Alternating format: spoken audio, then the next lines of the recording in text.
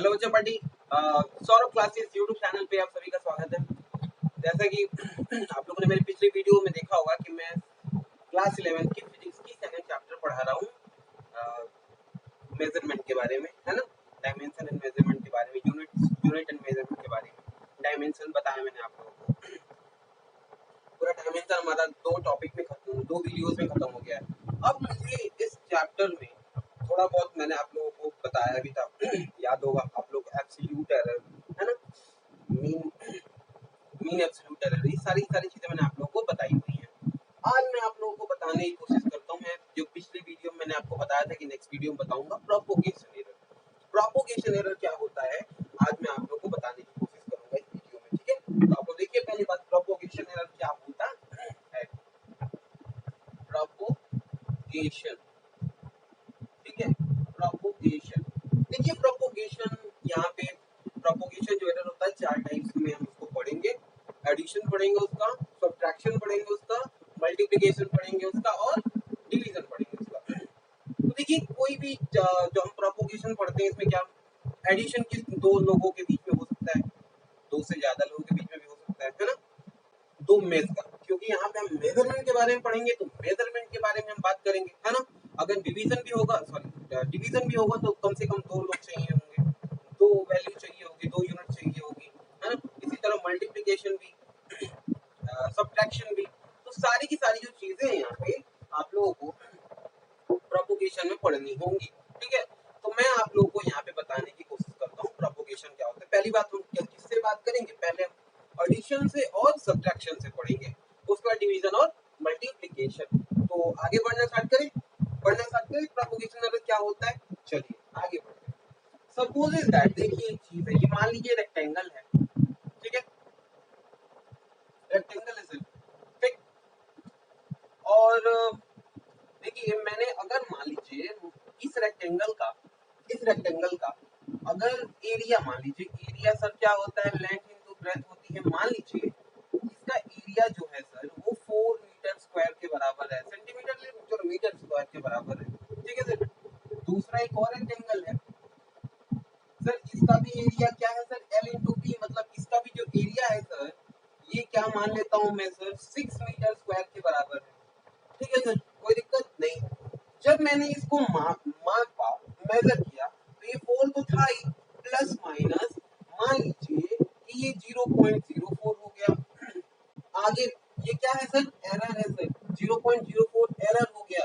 इसको मेजरमेंट किया हमने तो, और इसको जब मेजरमेंट किया हमने सर तो क्या हो गया 6 प्लस माइनस 0.05। मान लीजिए इसको एरर किया आपने, मेजर किया तो इसमें जो एरर आया 0.05 का आया। ये प्लस भी हो सकता है और माइनस भी हो सकता है सर, बढ़ भी सकता है और घट भी सकता है। लेकिन दोनों की दोनों चीजें हमें जो प्रोपोगेशन में, अब देखिए सपोज इज दैट आपसे बोला कि दोनों जो रेक्टेंगल शेप का जो भी इंस्ट्रूमेंट है, चाहे जो भी चीज है जिसको आपने मेजर किया है, इन दोनों को प्लस करके बताइए कि सर इनका एरर कितना होगा।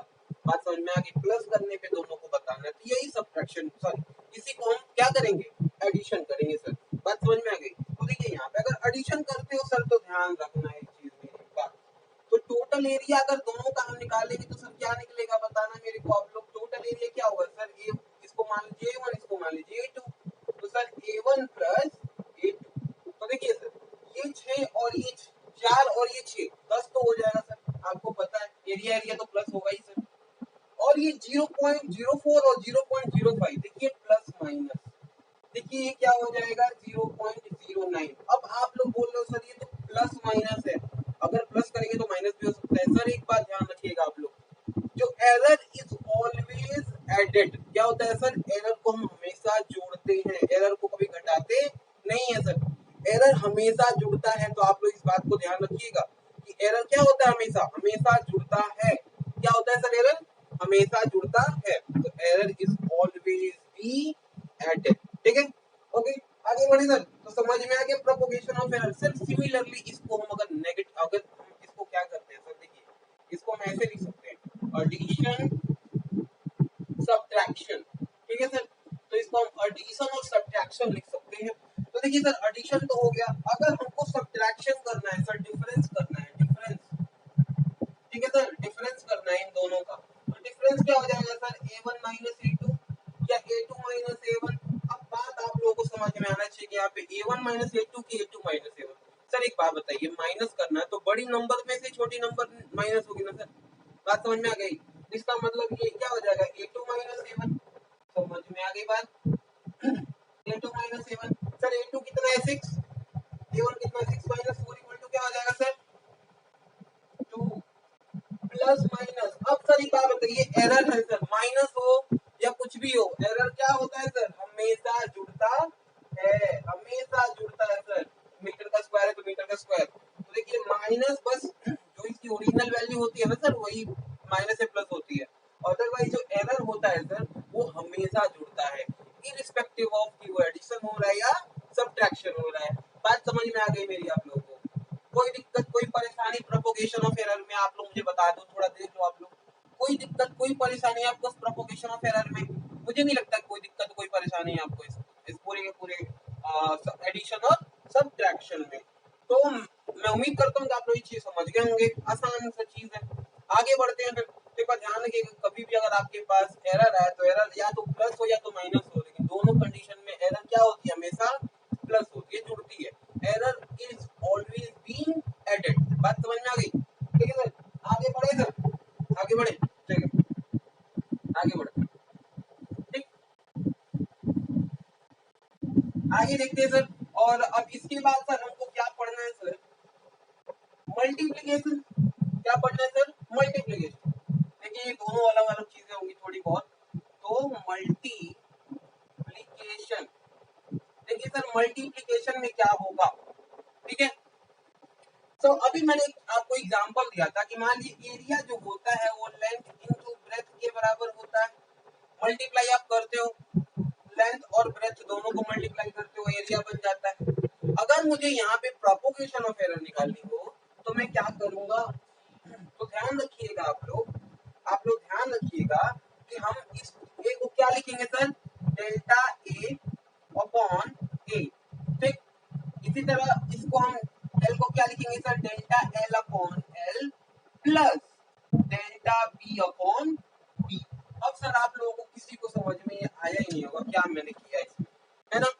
तो एक बार ध्यान रखिएगा आप लोग, देखिए क्या है, जो भी वैल्यू है आपके पास, चाहे जो भी नंबर्स हैं, जो भी अल्फाबेट्स हैं, जो भी यूनिट है, देखिए ये क्या है सर, यहाँ पे इसका ओरिजिनल ओरिजिनल लेंथ है सर ये, और डेल्टा ए क्या है सर, क्या है डेल्टा ए, क्या है सर डेल्टा ए, एरर है सर। तो जो एरर आएगा ना सर उसको डेल्टा ए बोलते हैं, और जो ओरिजिनल वैल्यू है उसको ए बोलते हैं। तो सर अगर मुझे प्रोपोगेशन ऑफ एरर मल्टीप्लिकेशन में करना होगा तो अगर ए एल इंटू बी है तो सर मैं क्या लिखूंगा, डेल्टा ए अपॉन ए। यहाँ पे एल है सर तो डेल्टा एल अपॉन एल। और एक बात ध्यान रखिएगा सर, मैंने आपको बताया था कि हमेशा क्या होता है, जुड़ता है। क्या जुड़ता है सर, क्या जुड़ता है, हमेशा एरर जुड़ता है। तो देखिए यहाँ पे मल्टीप्लाई भी हो ना कोई फर्क नहीं पड़ता, आपको सबको प्लस प्लस प्लस प्लस करके लेके चलना है सर। बात समझ में आ गई सर, समझ में आ गई बात ये?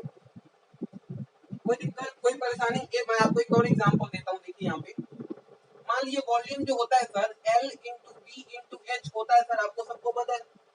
अगर मुझे इसका मल्टीप्लिकेशन, देखिए मल्टीप्लिकेशन है इसका कैसे करूँ, देखिए डेल्टा v अपॉन में v, देखिए डेल्टा v अपॉन में v, डेल्टा l अपॉन में l प्लस, क्योंकि फिर डेल्टा b अपॉन में b plus delta h upon में h। सर ये होगा, इस प्रकार से हम क्वेश्चंस को करेंगे। बात समझ में आ गई? ये है सर मल्टीप्लिकेशन, इसको हम बोलते हैं प्रोपोगेशन ऑफ एरर। ठीक है, किसी भी चीज को आप ऐसे लिख सकते हो। बात समझ में आ गई आप लोगों को? जैसे कि मान लीजिए मैंने आप लोगों को एक चीज लिखा, m is equal to rho into v, क्या है sir, mass into density, mass equal to density into volume. तो सर अगर मास जैसे क्या कैसे लिख सकता हूँ मैं सर, इसको डेल्टा m अपॉन में m, डेल्टा रो अपॉन में रो प्लस डेल्टा v अपॉन में v। सर आप किसी को भी किसी प्रकार से लिख सकते हैं, कोई दिक्कत नहीं। ये है मल्टीप्लिकेशन करने का तरीका प्रोपोगेशन में। किसमें, प्रोपोगेशन में सर। बहुत आसान सा तरीका है सर, आप कैसे पढ़ते हो कैसे करते हो आप लोग समझो, आप लोग जानो, लेकिन बहुत आसान सा तरीका है सर, इसको हम कर सकते हैं। कोई दिक्कत कोई परेशानी बताओ आप लोग? अभी तक आगे बढ़ेगा, मल्टीप्लिकेशन समझ में आ गई बात, कोई दिक्कत? एक और जो चीज है सर, देखिए f equal to m into a है सर, कोई दिक्कत? ये क्या लिख सकते हैं सर, डेल्टा f अपॉन में f, डेल्टा m अपॉन में m plus delta a upon में a। कोई दिक्कत है सर आप लोगों को? बताओ, कोई फॉर्मूला को अगर आपको इस प्रकार से लिखना पड़ेगा तो क्या फोर्स, क्या जो जो आप किसी भी बॉडी पे आप फोर्स लगाते हो ओरिजिनल फोर्स, फिर किसी ने उस चीज को नापा तो उसने त्रुटि निकाल दी, कुछ एरर निकाल दिया, तो आपने उसको क्या किया, डेल्टा एफ अपॉन में एफ करा। बात समझ में आ गई? इधर डेल्टा एफ अपॉन में डेल्टा ए अपॉन में ए। Got it? कोई दिक्कत, कोई परेशानी नहीं ना? आगे बढ़ते हैं। देखिए सर, ये हो गया आपका क्या, आपका सर हो गया, क्या हो गया, मल्टीप्लिकेशन। अब हमको क्या पढ़ना है सर, डिवीजन। डिवीजन पढ़ना है सर हमको, तो डिवीजन भी सर सेम होता है सर, मैं बताता हूँ आपको डिवीजन में क्या सीन होगा सर। सपोज इज दैट आपके पास एक वैल्यू है जिसको बोलते हैं y is equal to a upon b। तो अगर आपको इसको प्रोपोगेशन करना है सर, तो आप क्या करोगे, सिमिलरली करोगे सर, डेल्टा y अपॉन में y, sir delta a upon में a प्लस, सर ये b जो ऊपर जाएगा तो सर माइनस हो जाएगा, आपको पता है, बट कोई फर्क नहीं पड़ता सर, वो डेल्टा b अपॉन में b ही होगा। बहुत आसान सा तरीका है सर इसको करने का, बहुत आसान सा तरीका आपको करने का, सोचने का, समझने का, बहुत आसान सा तरीका। आप लोग कैसे करते हो, कैसे समझते हो, वो आप पे डिपेंड करता है। ठीक है, कोई दिक्कत, कोई परेशानी नहीं ना? देख लीजिए आप कैसे कर सकते हो इस टाइप के प्रोपोगेशन को। फिजिक्स बहुत आसान है सर, अगर आप समझोगे तो बहुत आसान है। देखो क्या, कुछ भी नहीं किया मैंने, ठीक है, कुछ भी नहीं किया मैंने इसमें, ठीक है, कोई दिक्कत नहीं। आगे बढ़े, आगे बढ़ते हैं सर। एक आध और एग्जांपल मैं देता हूँ सर, आपको थोड़ा समझ में आ जाएगा आप लोग। y equal to a square b cube upon में c पे 4। सपोज दैट सर ये आपके पास है, आप इसका प्रोपोगेशन कैसे करोगे? आप कराओगे ना सर, बहुत आसान है, कोई दिक्कत, कोई परेशानी नहीं सर। y को क्या लिखेंगे सर हम, डेल्टा y अपॉन में y। कोई दिक्कत नहीं। अब सर देखिए, ये स्क्वायर होता है ना, ये स्क्वायर होता है, इसे कोफिशिएंट की तरह काम करने लगता है सर। देखिए ये 2 आगे ले आओ सर, जो भी स्क्वायर क्यूब होगा उसको आगे ले आओ, और फिर ए बचा सर, ए को क्या लिख सकते हो, डेल्टा ए अपॉन में ए प्लस, प्लस होगा सर आगे, फिर 3 को आगे लेते आओ, ये क्या हो जाएगा B sir, delta B upon में बी। ये फिर सी, सी 4 ऊपर चला जाएगा सर, फिर क्या हो जाएगा, प्लस 4 आगे आ जाएगा 4, डेल्टा सी अपॉन में सी। कितना आसान है सर करना, कर नहीं सकते हो सर आप लोग? बताओ मेरे को सर। फिजिक्स बहुत आसान है, मैं आपको बता रहा हूँ। मेरी आप लोग वीडियो देखो, बहुत मजा आएगा आपको, पढ़ते पढ़ते बहुत मजा आएगा। आप लोग इतने मजे मजे मजे लेना स्टार्ट कर दोगे फिजिक्स पढ़ते पढ़ते, आप लोगों को क्या सर, इतना फिजिक्स आसान भी होता है, केमिस्ट्री इतनी आसान होती है, तो होती है, पढ़ोगे तो होती है। ठीक है, कोई दिक्कत नहीं, समझ में आ गई बात? आगे बढ़े, एक और बता दूं सर कोई, चलो एक और बताता हूँ। P equal to M cube N का स्क्वायर अपॉन बी का स्क्वायर। आपके बुक में ऐसे ऐसे हैं टॉपिक्स, बुक में ऐसे दिया हुआ है, तो मैं उसी में से देख के आपको बताता हूँ कि आप लोगों को समझ में आएगी कैसे कर सकते हैं इस टाइप की चीजों को। ठीक है, तो देखिए पी को मैं क्या लिख सकता हूँ sir, delta P upon P. Sir M cube को क्या लिखूंगा सर, 3 डेल्टा एम अपॉन में एम प्लस एन स्क्वायर को क्या लिख सकता हूँ सर, 2 डेल्टा एन अपॉन में एन प्लस वी स्क्वायर क्या लिख सकता हूँ सर, 2 डेल्टा वी अपॉन में वी। कोई दिक्कत नहीं, कितना आसान है सर करना, बहुत आसान है। न्यूमेरिकल आएगा सर, ये तो न्यूमेरिकल आएगा आपको sir. Delta M by M की वैल्यू देती होगी सर, ठीक है, इसकी वैल्यू देती होगी, इसकी वैल्यू देती होगी, इसकी वैल्यू निकालनी पड़ेगी सर। कोई चीज हो सकता है, बहुत आसान सा चीज है ना सर, कोई दिक्कत? तो देखो देखो चपाटी, कि अगर आप लोग ना प्रोपोगेशन ऑफ एरर, क्योंकि सेकंड चैप्टर आप लोगों के लिए बहुत ज्यादा इंपॉर्टेंट है। ठीक है, बात समझ में आ गई? सेकंड चैप्टर इसलिए इंपॉर्टेंट है कि आप लोगों को बेसिक आइडिया लगेगा कि फिजिक्स आपको पढ़ना कैसे है, पूरे के पूरे 11th क्लास में, क्योंकि 10th क्लास में पढ़ के आए हुए हो। लेकिन आपको पता करना है कि कैसे आपको पढ़ना है, तो आपको अपने हिसाब से, इस हिसाब से आपको स्टार्ट करना पड़ेगा अपने फिजिक्स को, अपने केमिस्ट्री के लैब क्लासेस को, अपने मैथ्स की क्लासेस को, जो भी आप पढ़ना चाहते हैं। ठीक है, क्योंकि आपका जंप जो है थोड़ा सा बड़ा है। ठीक है,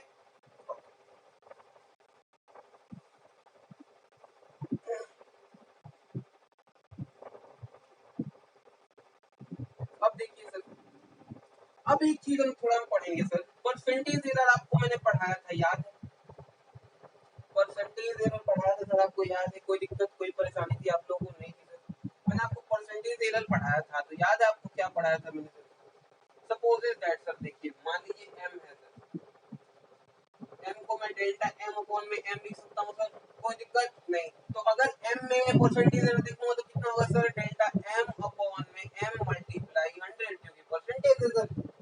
हो गया सर, कोई दिक्कत नहीं। ठीक है, इसी तरह सर हमको परसेंटेज एरर प्रोपोगेशन में भी देखना है। एक मैं एक लिखता हूँ और फिर आपको देख ले प्रोपोगेशन एरर कैसे होगा। ठीक है, तो मैं एक एग्जांपल लिखता हूँ सर, देखिए यहाँ पे y equal to a to the power m, क्या लिखा सर मैंने? y equal to a to the power m, b to the power n, n है सर ये n, और फिर क्या मैं बोलूंगा sir? c to the power p। मान लीजिए मैंने एक फॉर्मूला लिखा, आपको इसमें परसेंटेज एरर निकालनी है, तो सर पहले तो इसको कन्वर्ट करना पड़ेगा ना सर प्रोपोगेशन के टर्म में। तो पहले क्या करेंगे सर? डेल्टा y अपॉन में y, m आगे आ जाएगा m डेल्टा a अपॉन में a, प्लस n आगे आ जाएगा डेल्टा b अपॉन में b, प्लस p आगे आ जाएगा डेल्टा c अपॉन में c। ये तो आपने टर्म चेंज कर दिया, इसको बात समझ में आ गई। अब बात क्या आती है सर, लेकिन परसेंटेज एरर अगर हम y में निकालना चाहें, y एरर, y में परसेंटेज एरर निकालना चाहें तो क्या करेंगे सर? ऐसे लिख सकते हैं सर, आगे देखिए, percentage error in y, percentage error in y। Sir percentage error in y क्या क्या होगा सर? ऐसे लिख सकता हूँ, देखो m डेल्टा a अपॉन में a, ब्रैकेट करके मैं क्या कर दूं सर? मल्टीप्लाई 100, कोई दिक्कत नहीं। सिमिलरली इसका n डेल्टा b अपॉन में b multiply 100, plus p delta c upon में c मल्टीप्लाई 100। सर यही तो है ना एरर इन y, कोई दिक्कत नहीं, समझ में आ गई बात? तो सर यही था propagation of error. Propagation of error में आपको सब्ट्रैक्शन बताया, एडिशन बताया, मल्टीप्लिकेशन बताया, और पूरा का पूरा मैंने प्रोपोगेशन आपको समझा दिया। तो देखिए आप लोग थोड़ा सा इस चीज को पूरा अच्छे से समझिएगा। ठीक है, मैं थोड़ा हट जाता हूँ, आप लोग, जब मैं हट जाता हूँ आप लोग अपने कॉपी पेन खोल के, आप वीडियो को पॉज करके, और आप लोग कुछ जो चीजें मैं लिखवाता हूँ उसको अपने नोटबुक पे क्या कर सकते हो? राइट डाउन कर सकते हो। बहुत आसान सा चीज है फिजिक्स, आप लोग समझोगे धीरे धीरे। ठीक है, आगे बढ़े, कोई दिक्कत आप लोग ले लो। हो गया, हो गया, ठीक है, तो आगे बढ़ते हैं, कोई दिक्कत ही नहीं है आपको, आगे बढ़ते हैं।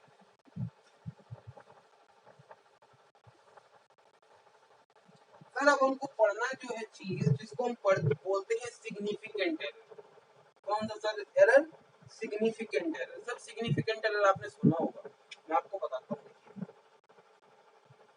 सिग्निफिकेंट, ठीक है, एरर कह रहा हूँ sir, significant figures, error sorry, significant figures. Significant figures क्या होती है सर? देख लो, देखिए सर आपका ये सेकंड चैप्टर बस खत्म होने के कगार पे ही है। तो सिग्निफिकेंट फिगर क्या होता है? सिग्निफिकेंस किसी चीज का क्या होता है कि वो कितना एक्यूरेट है, यही है ना सर? सिग्निफिकेंस कितना होता है, सिग्निफिकेंस का मतलब उसकी एक्यूरेसी होती है। तो कोई बोलता नहीं कि सिग्निफिकेंस कितनी है, मतलब कितना एक्यूरेट है ये। ठीक है, तो इसका मतलब क्या होगा ये कि आप लोग देखिए, मान लीजिए सर मैंने कोई चीज, ये रॉड है सर मेरा, कोई दिक्कत नहीं, किसी को कोई दिक्कत इस रॉड से नहीं। तो सर अगर ये रॉड है, मान लेता हूँ मैं सर कि इसका जो लेंथ है सर वो कितना है सर? 12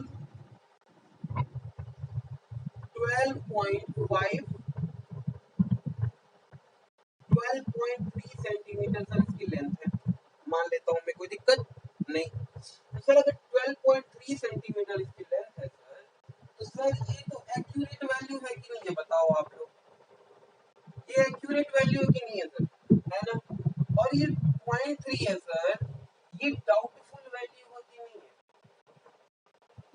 डाउटफुल है कि नहीं है सर? मान लीजिए मैंने क्या किया, स्केल से नापा उसको एग्जैक्टली 3 पे, मान लीजिए पॉइंट 3 वाला है, नहीं आया, यहाँ पे आ गया, तो मैंने 3 की जगह 4 ले लिया, चाहे 4 की जगह 3 ले लिया, तो ये सर डाउटफुल वैल्यू हमेशा रहती है।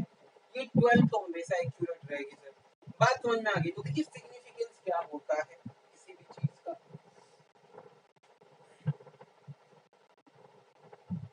देखिए सिग्निफिकेंस क्या होता है सर? सिग्निफिकेंस क्या होता है? सिग्निफिकेंस, ठीक है सर। देखिए सर सिग्निफिकेंस जो चीज होती है ना, सिग्निफिकेंस जो चीज होती है वो सारी ऑल, ऐसे लिख सकते हो sir, all accurate value, all accurate value plus doubtful value, doubtful value. तो ध्यान रखिएगा आप लोग कि जो सिग्निफिकेंस किसी चीज का होता है, किसी भी वैल्यू का, वो एक्यूरेट वैल्यू भी होती है और डाउटफुल वैल्यू भी होता है। तो ये पूरा का पूरा इसका सिग्निफिकेंस है। अब सब मैं समझाऊंगा, आपको अभी समझ में नहीं आएगा, मुझे पता है आपको, ठीक है। तो पहली बात बस इतना समझिए कि सिग्निफिकेंस किसी चीज का उसकी एक्यूरेट वैल्यू और उसकी डाउटफुल वैल्यू होती है, ठीक है, कोई दिक्कत नहीं। अब मैं समझाता हूँ आपको कि इसमें चार पांच रूल है सर। उन चारों रूलों को आप समझ जाओगे, पांचों को, तो आपको पता चल जाएगा कि सिग्निफिकेंस क्या होता है, ठीक है, कोई दिक्कत नहीं। आगे बढ़ते हैं सर, फिर इसको मैं मिटा देता हूँ, कोई दिक्कत नहीं है, तो ठीक है आगे देखिए। बोलता है सर फर्स्ट जो रूल है, all non zero, all non zero digit are significant,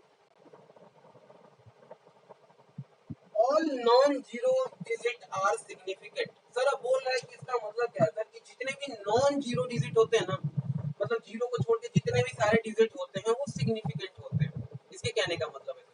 अब मैं समझाऊं आपको क्या होता है सिग्निफिकेंट का मतलब। चलिए देखिए, मैंने आपको एक नंबर लिखा सर 3.542, 9.154, 6.745। सर अब एक बात बताइए, यहाँ पे सर इसमें कितने नॉन जीरो डिजिट है सर? कितने नॉन जीरो, मतलब जीरो को छोड़ के कितने डिजिट है सर? 4 है ना सर, 1 2 3 4, पॉइंट से कोई मतलब नहीं है सर। कितने डिजिट है सर? 1 2 3 4, तो सर इसके कितने सिग्निफिकेंट डिजिट हो जाएंगे सर? 4। बात समझ में आ गई? सिमिलरली इसके कितने हैं सर? जीरो नहीं होना चाहिए, कितने हैं सर? 4। इसमें कितने हैं सर? 4। सिमिलरली अगर मैं लिखूं 1.5, तो इसमें कितने होंगे सर? 2। समझ में आ गई बात? First rule, all non zero digit are significant. जितने भी नॉन डिजिट जीरो, जितने भी नॉन जीरो डिजिट होते हैं, जितने भी नॉन डिजिट जीरो होते हैं, वो सारे के सारे क्या होते हैं? सिग्निफिकेंट होते हैं। बात समझ में आ गई सर? एकदम सिग्निफिकेंट होंगे सर, कोई दिक्कत ही नहीं है, क्योंकि एक्यूरेट भी है और डाउटफुल भी है। और आपको पता ही है कि सिग्निफिकेंस क्या होता है, all accurate value plus doubtful value. और देखिए सर डाउटफुल वैल्यू हो, यहाँ पे जीरो है ही नहीं, तो क्या होगा? सिग्निफिकेंट होगा, कोई दिक्कत नहीं। आगे बढ़े, चलिए दूसरा जो रूल देखिए क्या कहता है सर, इसको मैं मिटा देता हूँ सर। दूसरा जो रूल कहता है सर, ऑल, क्या कहता है सर, कि all zero between two digit, all zero between two digit. देखिए सर क्या बोल रहा है sir, all zero between two digit are significant, significant sir. ये बोल रहा है सर कि ऑल जीरो बिटवीन, जितने भी जीरो होते हैं ना, दो डिजिट के बीच में जितने भी जीरो होते हैं, सारे के सारे सिग्निफिकेंट होते हैं। मैं समझाता हूँ एग्जांपल से, कोई दिक्कत नहीं। आगे बढ़ते हैं सर। देखिए मैंने आपको लिख दिया 709, ठीक है सर। मैंने आपको लिखा 12.008, ठीक है सर। अभी मैंने आपको बताया था कि all non digit are significant. इसका मतलब उसके हिसाब से आप लोग देखिए, उसके हिसाब से तो इसमें दो ही होंगे सिग्निफिकेंट, क्यों 7 और 9, क्योंकि जीरो तो होता ही नहीं है। लेकिन दूसरा रूल क्या कहता है सर, कि जितने भी दो डिजिट के बीच में अगर डिजिट है सर 7 9 इसके बीच में अगर कोई भी जीरो आ जाता है तो वो भी क्या होता है, सिग्निफिकेंट होता है, वो भी सिग्निफिकेंट होगा। बात समझे, इसका मतलब ये कितना, ये किसमें कितना सिग्निफिकेंट है, 3। बात समझ में आ गई। सिमिलरली देखो सर, ये 8 है सर और ये 2 है सर, इसके बीच में डबल जीरो है ना, इसका मतलब ये भी सिग्निफिकेंट है। तो 1 2 3 4 5 कितने सर सिग्निफिकेंट फिगर है इसमें, 5। बात समझ में आ रही है क्या, बात समझ में आ रही है क्या? तो अगर आपको सिग्निफिकेंट फिगर निकालने को दे तो आप निकाल सकते हो आराम से, कोई दिक्कत, कोई परेशानी नहीं ना। बहुत आसान है बाबू, बहुत आसान है, सबसे बड़ी बहुत आसान। ठीक है, तो ये सेकंड मैं आपको एक और एग्जांपल देता हूँ।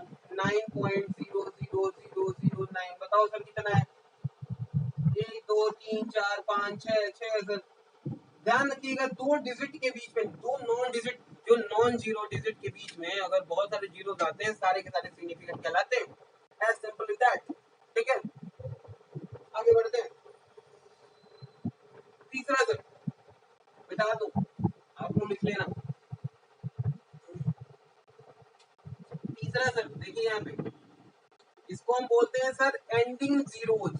क्या बोलते हैं सर, एंडिंग जीरोज। क्या बोलते हैं सर इसको हम, एंडिंग जीरोज।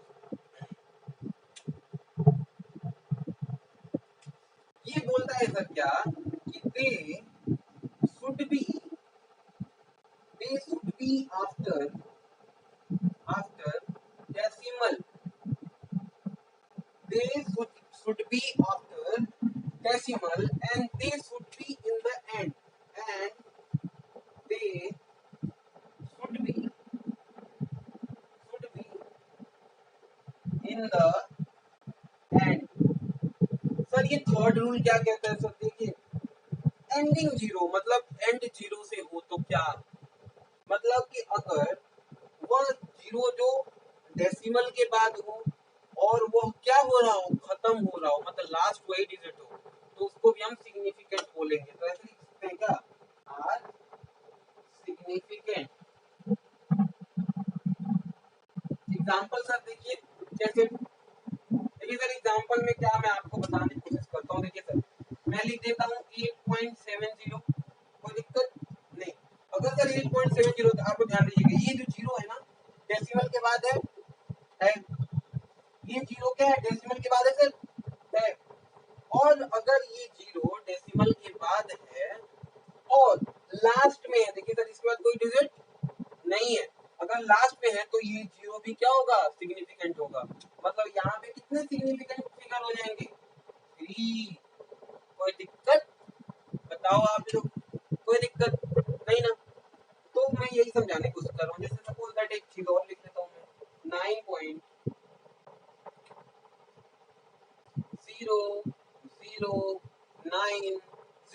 अब बताओ सर कितना है इसमें, सर देखिए ये जीरो इस डेसिमल के बाद है, कोई दिक्कत नहीं, और लास्ट में भी है, तो यहाँ पे कितने हो जाए सर, सारे के सारे नंबर होंगे ना, 1 2 3 4 5, तो ये 5 हो जाएंगे सर यहाँ पे। यही थर्ड रूल कहलाता है सर सिग्निफिकेंट का। सिग्निफिकेंट फिगर मुझे उम्मीद करता हूँ कि आप लोग समझ रहे होंगे, आसानी से, बहुत आसानी तरीके, बहुत आसान तरीके से मैं आपको समझाने की कोशिश कर रहा हूँ और मैं उम्मीद करता हूँ कि आप लोग समझ रहे हो। ठीक है, आगे बढ़ता हूँ सर। फोर्थ नंबर देखिए, फोर्थ नंबर कहता क्या है सर, ठीक है, देखिए मिटा दो इसको। सर यहाँ पे लिखता हूँ फोर्थ, दिख जाएगा हाँ, ठीक है। उसके बाद फिर नेक्स्ट पे लिखूंगा सर। देखिए फोर्थ क्या कहता है, इसको हम बोलते हैं सर इनिशियल जीरो। क्या बोलते हैं इसको हम, इनिशियल जीरो। इनिशियल मतलब स्टार्टिंग के जीरो सर। कौन से जीरो सर, स्टार्टिंग के जीरो। हम इसको हम बोलते हैं क्या सर, इनसिग्निफिकेंट। क्या बोलते हैं सर इसको हम, इनसिग्निफिकेंट। बहुत आसान है सर, इनसिग्निफिकेंट। बात समझ में आ गई। सपोज दैट सर मैंने कोई नंबर लिखा, जैसे मान लीजिए मैंने नंबर लिखा 091 ठीक है सर। बात समझ में आ गई सर। अब इसमें कितने सिग्निफिकेंट नंबर है, फिगर्स हैं, कितने हैं सर, देखिए 1 2 3 4 तो है सर। ये जीरो को हम नहीं लेंगे सर, कभी नहीं, क्योंकि ये स्टार्ट से, ये स्टार्टिंग में है सर, और इसको हम सिग्निफिकेंट जीरो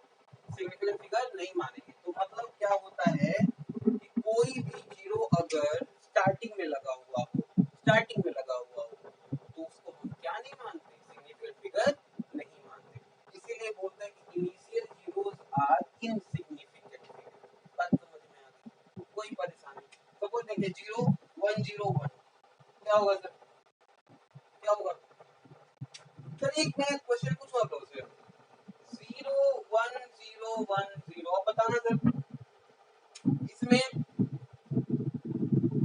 नहीं आ रहा। मैं क्वेश्चन पूछता हूँ आप लोग, देखिए यहाँ पे 0 1 0 1 0, सर इसमें कितने सिग्निफिकेंट फिगर आप लोग बताओगे? कोई भी बताओ जरा, जल्दी बताओ, कोई दिक्कत? बाबू देखिए, ये तो इनसिग्निफिकेंट होगा, ये तो होगा ही नहीं फिगर। अब बात करते हैं सर, ये देखिए ये जीरो होगा, क्यों? क्योंकि ये दो डिजिट के बीच में है, लेकिन ये जीरो होगा कभी सिग्निफिकेंट फिगर नहीं होगा सर, क्योंकि ये कभी भी किसके आगे नहीं है सर, ये डेसिमल के आगे नहीं है, और डेसिमल के आगे वाले को मानते हैं सिग्निफिकेंट। तो यहाँ पे कितने हो जाएंगे सर फिगर? 3। कोई दिक्कत, परेशानी, समस्या? अगर आप लोगों को किसी प्रकार की समस्या होगी ना, तो आप लोग मुझे कमेंट बॉक्स में बता सकते हैं कि आपको इस प्रकार की समस्या हो रही है, और मैं आपको पूरा का पूरा एक्सप्लेन करने की कोशिश करूंगा। So you just go and see the videos of solve classes YouTube channel, solve classes 19, ठीक है? आगे बढ़िए, ठीक है, चलिए आगे देखते हैं सर। फिफ्थ है सर एक रूल, आगे बढ़े सर। फिफ्थ में देखिए सर, कुछ भी नहीं होता, बहुत आसान है। इसको रूल तो नहीं बोलते, लेकिन चलो रूल ही मान लो। ऐसे बोलते हैं पावर ऑफ 10, क्या बोलते हैं सर? Power of 10। आप लोगों ने फिजिक्स क्लास में बहुत चीजें पावर ऑफ 10 के बारे में पढ़ोगे, पावर कर करके, क्योंकि बड़ी वैल्यू को हमको क्या करना होता है, थोड़ा छोटी वैल्यू बनानी पड़ती है, इसलिए हम पावर 10 का यूज करते हैं, क्योंकि बहुत सारी बड़ी वैल्यू को हम छोटी वैल्यू इतनी छोटी करके बना के उसका हम यूज कर सके, ठीक है? तो पावर ऑफ जो 10 होता है सर, सपोज दैट मान लीजिए सर मैंने लिखा 5.0, क्या लिखा सर मैंने? 5.0 into 10 to the power 12, ठीक है सर? और मैंने, तो आप लोग बताओ सर इसमें सिग्निफिकेंट फिगर कितना है? बताओ सर, चलो चलो बताओ, कोई दिक्कत? सर एक बात देखिए, 10 to the power 12 जो होते हैं ना, इनको हम कभी सिग्निफिकेंट फिगर नहीं मानते। तो पावर ऑफ 10 को हम क्या नहीं मानते सर? इसको इसको भी हम क्या बोलते हैं सर? इनसिग्निफिकेंट बोलते हैं। क्या बोलते हैं इसको? इनसिग्निफिकेंट बोलते हैं। क्या बोलते हैं इसको? इनसिग्निफिकेंट। अब एक बात बताइए, अब देखिए यहाँ पे 5.0 into 10 raised to the power 12 है, तो 5.0 में कितने हैं सर? आप लोग बताना पड़ेगा मेरे को कि 5.0 में कितने हैं? 2। क्यों 2? क्योंकि बाबू ये डेसिमल के बाद जीरो है और लास्ट वाला जीरो है। बात समझ में आ गई ना? यहाँ पे देखिए लिखा हुआ था ending zero, this should be after the decimal, ये after decimal है, and they should be in the end, और ये end में भी है, are significant, मतलब ये दो 5 और 0 दो, यहाँ पे दो significant figures है। कोई दिक्कत नहीं, बहुत आसान है, ठीक है? कोई दिक्कत नहीं, तो आगे बढ़ते हैं, ठीक है सर? आप लोग इस चीज को, ये रूल को आप लोग लिख लो थोड़े कॉपी में, एक सेकंड के लिए मैं हट जा रहा हूँ, उसके बाद आप लोग नेक्स्ट टॉपिक पढ़ा रहा हूँ, ठीक है?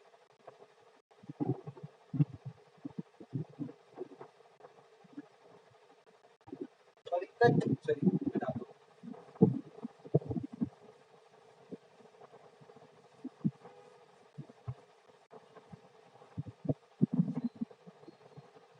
देखिए एक और जो रूल है, रूल क्या कहता है सर? देखिए देखिए, बोलता है ना सर कि जो प्योर नंबर्स होते हैं ना, प्योर नंबर्स कांस्टेंट होते हैं सर, कुछ कांस्टेंट होते हैं सर कुछ, ठीक है सर? ये सारे के सारे जो होते हैं ना, इनका जो सिग्निफिकेंट होता है ना सर, वो इनफाइनाइट होता है। क्या होता है सर? इनफाइनाइट होता है। जैसे कि प्लैंक कांस्टेंट का नाम आप लोगों को बताया था मैंने, प्लैंक कांस्टेंट, ठीक है सर?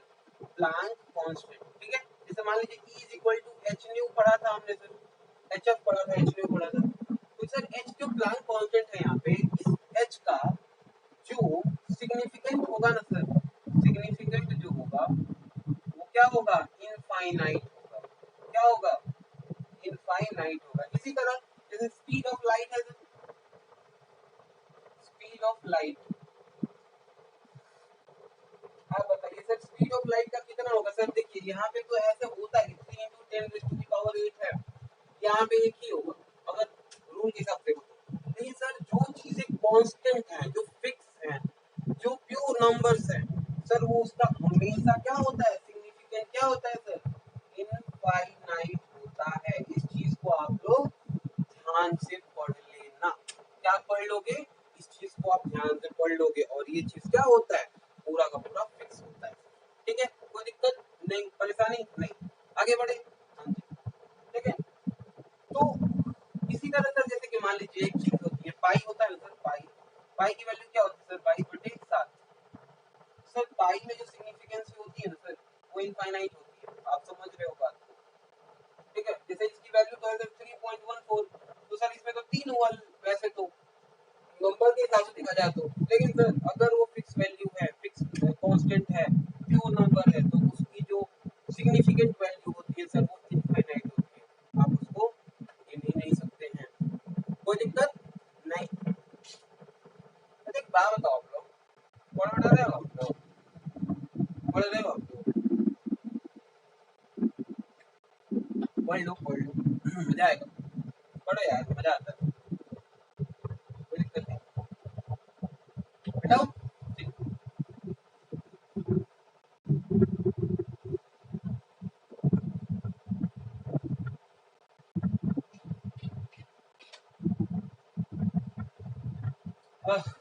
चलिए अब हमको पढ़ना है सर मैथ्स में थोड़ा बहुत इसमें एक चीज पढ़ना है जिसको हमको, देखिए आईआईटी से भी क्वेश्चन आते हैं इसमें से, राउंडिंग ऑफ से। अच्छा आप लोगों ने 9, 4, 5, 6, 7, 8 में बहुत जगह पढ़ा है राउंडिंग। राउंडिंग ऑफ का मतलब आप सबको पता है sir, rounding off.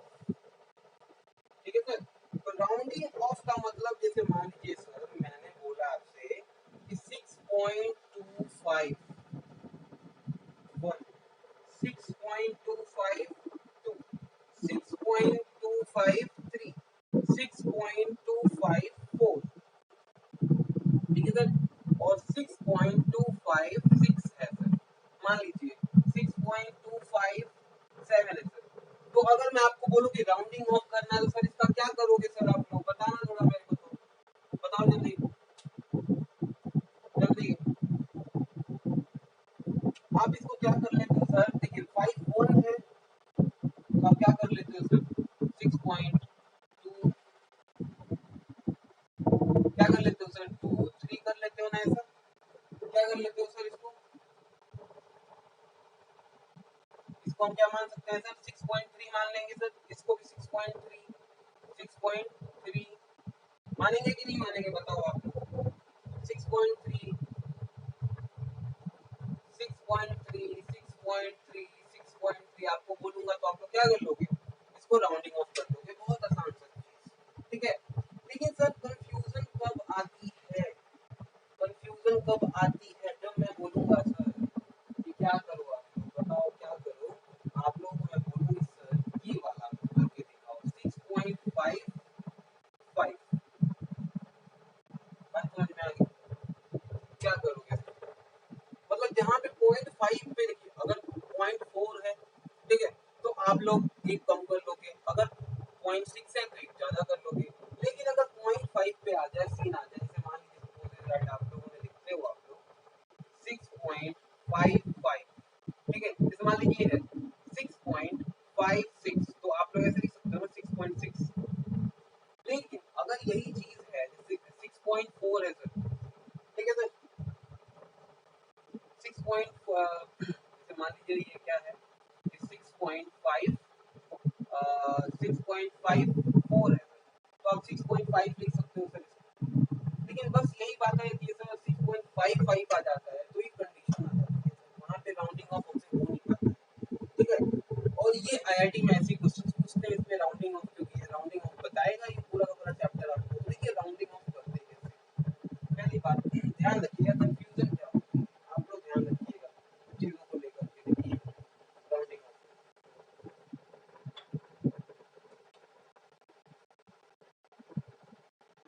Suppose that मान लीजिए 5.25, कोई दिक्कत नहीं, ठीक है सर। इसी के आगे आगे सर अगर मान लीजिए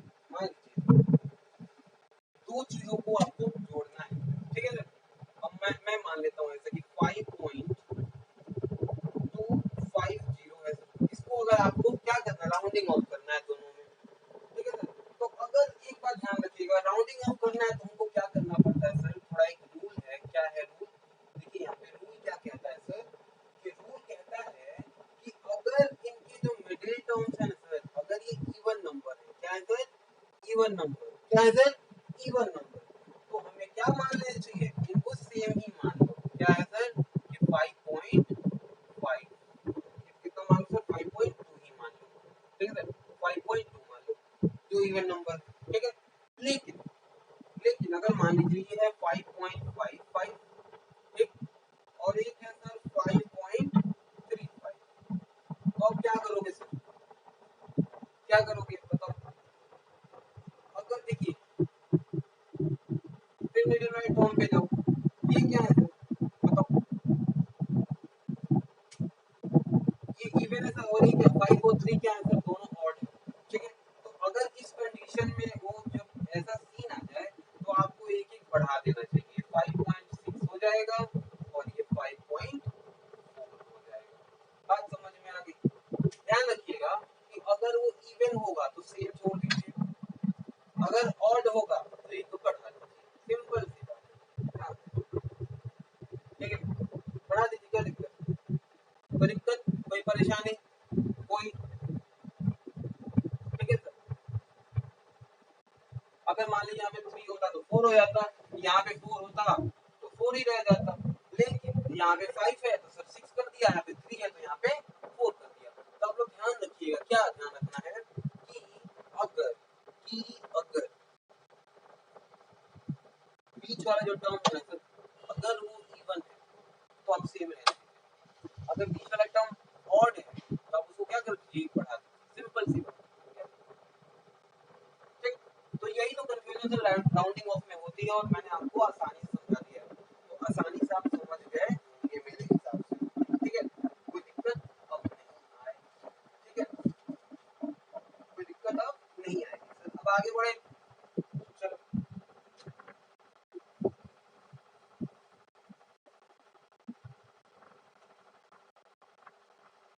अगर मैं आपको एक चीज लिख के दूं, देखिए 0.5 राउंडिंग ऑफ करना है सर, 0.5344,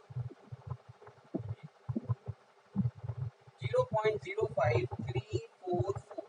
अगर मैं इसको राउंडिंग ऑफ करना है तो क्या लिखूंगा, आप लोग बताओ। अब चलो आप लोग बता दो, जल्दी बताओ। ये लिखूंगा सर 0.05344, कोई दिक्कत नहीं, 4 है तो सर 4 हो जाएगा, फिर 4 से कम है सर, 5 से कम हो तो 4 मान लूंगा, अगर 5 से ज्यादा हो तो इसको मैं 5 मान लेता, कोई दिक्कत नहीं। सिमिलरली सर अगर मान लीजिए 2.345 है, क्या सर 2.345, सर मैं इसको क्या मानूंगा, बी, इसके बीच वाला टर्म देखो 4, क्या है सर, इवन, क्या करेंगे सर, सेम मान लेंगे तो क्या हो जाएगा 2.34, कोई दिक्कत कोई परेशानी, अब बताओ आप लोग, ठीक है सर। यहाँ तक तो सही बात हो जाती है सर, यहाँ तक समझ में आ जाता है, लेकिन जब ये मल्टीप्लाई और डिवीजन पे बात आती है तो सर वहाँ पे हम राउंडिंग ऑफ में थोड़ी बहुत समस्याएं आ जाती हैं। तो उस चीज को मैं यहाँ पे आपको आपके सामने बताने की कोशिश करता हूँ कि राउंडिंग ऑफ में मल्टीप्लाई और डिवीजन होता है तो क्या होता है, ठीक है सर। पहले देखिए मल्टीप्लीकेशन ऐसे लिख दो, मल्टीप्लीकेशन एंड डिवीजन।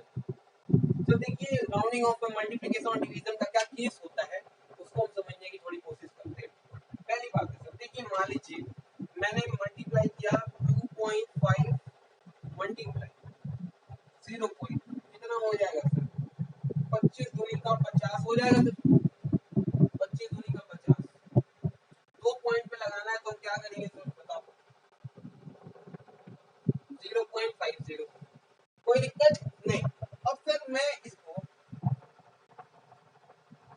अब एक बात बताओ मेरे को, अब मुझे इसको कैसे राउंडिंग ऑफ करना पड़ेगा। देखिए इसका रूल होता है सर 0.5 कर देंगे। देखिए पहली बात रूल क्या होता है इसका, ठीक है। पहली बात अगर आपको रूल देखना है तो आप जो मल्टीप्लाई कर रहे हो ना, जो मल्टीप्लाई कर रहे हो, उन दोनों मल्टीप्लाई में आप देखिए कि सबसे कम सिग्निफिकेंट फिगर किसमें है, सबसे कम सिग्निफिकेंट फिगर किसमें है। सर अगर एक बात बताऊं, सबसे सब सिग्निफिकेंट डिजिट किसमें है सर, इसमें 2 है, इसमें 0 सर नहीं होगा क्योंकि ये इनिशियल है, ये 1 है, तो 1 है ना सर, तो सिग्निफिकेंट तो आंसर में भी उतना ही, जितना कम होगा सिग्निफिकेंट डिजिट, आंसर में उतना ही सिग्निफिकेंट डिजिट कम होना चाहिए। इसका मतलब यहाँ पे क्या हो जाएगा 0.5, क्योंकि ये डिजिट हटाना पड़ेगा क्योंकि एक ही सिग्निफिकेंट डिजिट रखना है, और 0 हमारा सिग्निफिकेंट डिजिट होता है तो हम नहीं रखेंगे यहाँ पे, इसलिए क्या हो जाएगा 0.5। उम्मीद करता हूँ कि आपको समझ गए होंगे यार, बहुत आसान चीज है ना। अगर आप लोग नहीं समझ रहे हो तो बहुत मुश्किल हो जाएगा, ठीक है। देखिए डिवीजन तो मल्टीप्लिकेशन आसान होता है, थोड़ा बहुत मुश्किल आ जाता है प्लस और माइनस, तो उसको समझा दूंगा अभी मैं।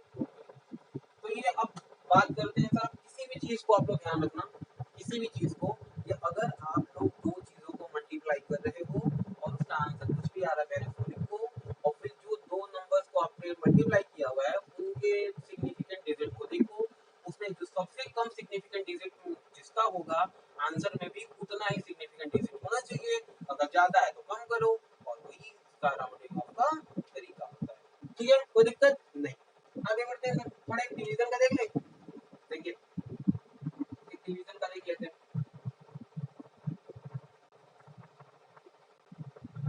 आगे बढ़े देखिए। अब मान लीजिए 5.6 1.4, ठीक है सर, कितना है सर 5.6 1.4, इसको मैं डिवाइड करता हूँ, अच्छा 1, ये 4 टाइम्स में कट जाएगा सर, कितने टाइम्स में कट जाएगा 4 टाइम्स में कट जाएगा, कितने टाइम्स में 4 टाइम्स में। अब बात क्या आती है सर, अब इन दोनों में देखते हैं कि सर डिवीजन किसका है, इसमें है सर कितना, मिनिमम कितना है सर 1.4, दोनों में 2 ही है, इसमें तो एक ही है, तो चलिए तो राउंडिंग ऐसे ही हो गया, बात समझ में आ गई। वो तो ऐसे ही है सर, आंसर ये आ रहा है तो उससे कोई दिक्कत ही नहीं है, लेकिन अगर आपको राउंडिंग ऑफ करना है किसी भी चीज को, तो पहले आपको जो डिवाइड कर या मल्टीप्लाई कर उन दोनों डिजिट में जो सबसे कम सिग्निफिकेंट फिगर्स होते हैं, डिजिट्स होती हैं, वो उतने, जो सबसे कम होता है उतना ही आंसर में भी होना चाहिए, इसका राउंडिंग ऑफ हो जाता है, सिंपल सी बात है, बहुत आसान का तरीका मैंने आप लोगों को पूरा बता दिया है, ठीक है जी। अब मैं आप लोगों को यहाँ पे सब्ट्रैक्शन और एडिशन बताता हूँ, बहुत आसान सा चीज, देखिए फिर खत्म कर देंगे आगे, ठीक। देखिए सब्ट्रैक्शन, सब्ट्रैक्शन एंड एडिशन, देखिए सब्ट्रैक्शन और एडिशन होता क्या है। पहली बात, मान लीजिए हम दो तीन डिजिट को जोड़ते हैं, सपोज दैट मैंने एक डिजिट लिखा 3.42 2.32 और मैंने एक डिजिट लिया जिसका नाम है 1.2, सपोज तीन डिजिट ले लिया मैंने, तीनों को जोड़ता हूँ, पहले देखिए 3.42 2.32 1.2, तो 4 हो जाएगा, 2 to 4, 4 3 7 to 9, 3 to 6 6 7, कितना आ जाएगा आंसर 2.94, पहली बात कितना आ जाएगा 7.94। अब सर इसकी बात करते हैं सर, क्या सर इसमें हम राउंडिंग ऑफ कैसे करेंगे, आंसर तो आ गया सर 7.94, तो आप लोग ध्यान दीजिएगा,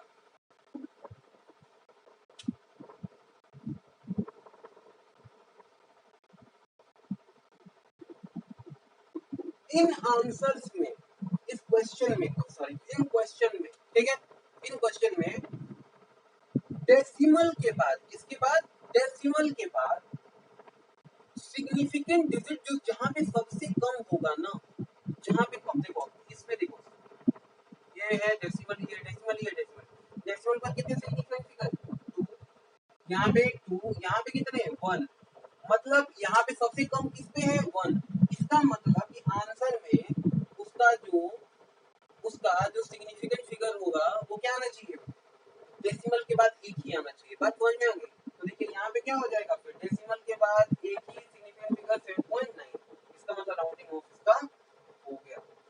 इतना आसान है सर प्लस करने पे कि पहले आपको क्वेश्चन में देखना है कि डेसिमल के बाद कौन से डिजिट में सबसे कम क्या है, सिग्निफिकेंट फिगर है, और सिग्निफिकेंट फिगर जो जिसमें सबसे कम होगा आंसर में डेसिमल के बाद भी उतना ही सिग्निफिकेंट फिगर होना चाहिए। देखिए यहाँ पे एक है तो यहाँ पे भी एक लिख दिया मैंने, राउंडिंग ऑफ हो गया। कितना आसान है सर, क्वेश्चन आपको ऐसे ही करने पड़ेंगे, आप लोग तुक्के से नहीं कर सकते, अब आपको थोड़ा सा तरीका आजमाना पड़ेगा यहाँ पे, ठीक है। कोई दिक्कत कोई परेशानी नहीं, आगे आगे बढ़ते हैं। कोई दिक्कत बताओ, एक और क्वेश्चन करें। देखिए एक और क्वेश्चन कराता हूँ मैं,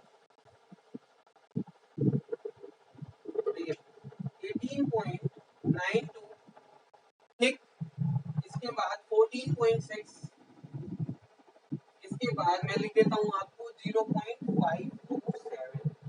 क्वेश्चन है सर, प्लस करूँ मैं, चलिए देखिए 18.92 14.6 0.527, कोई दिक्कत यहाँ पे 7 4 और 15 4 15 5 9 5 14 6 20 2 8 4 12 12 2 14 4 8 1 1 2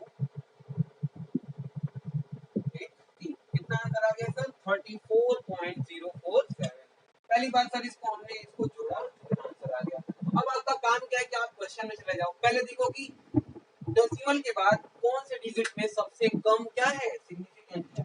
देखिए यहाँ पे 2 यहाँ पे है सर, 3 यहाँ पे है सर, 1 यहाँ पे है सर, मतलब सबसे कम इसमें है, तो सर आंसर में भी कितना होना चाहिए, 1 होना चाहिए।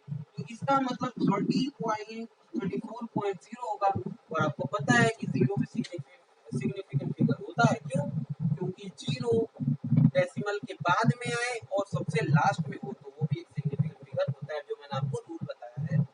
इसका मतलब हो गया ये, कितना आसान है यार, जिंदगी कितनी आसान हो गई आप लोग की यार, कितनी आसान हो गई बताओ, कितनी आसान हो गई।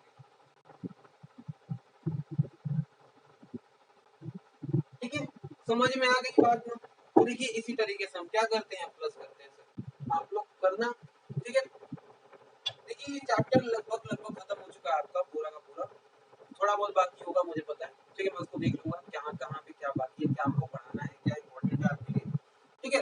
तो फिर मिलते हैं फिर नेक्स्ट चैप्टर में, ठीक है, फिर नेक्स्ट वीडियो सॉरी, मे भी अगर कुछ बचा होगा तो इसमें आपको बताऊंगा, ठीक है। न्यूमेरिकल भी कराऊंगा मैं, तो क्या कहें,